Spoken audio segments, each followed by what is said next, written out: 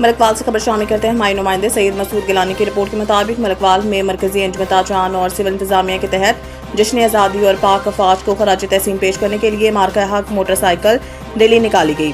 مارکہ حق ریلی کا آغاز گورنمنٹ گرلز کالج سے ہوا، جو کہ قیادت اسسٹنٹ کمشنر ملکوال غزالہ یاسین چدھر، مرکزی انجمن تاجران کے رہنماؤں عدنان محمود چودھری، خرم شہزاد بھلر اور زاہد محمود بیروی نے کی۔ مارکہ حق ریلی میں جماعت اسلامی، مصطفائی تحریک سمیت مختلف سماجی تنظیموں اور سول سوسائٹی کے رہنماؤں نے بڑی تعداد میں شرکت کی۔ ریلی کے شرکاء نے پاکستان زندہ باد اور پاک افواج زندہ باد کے نعرے لگائے۔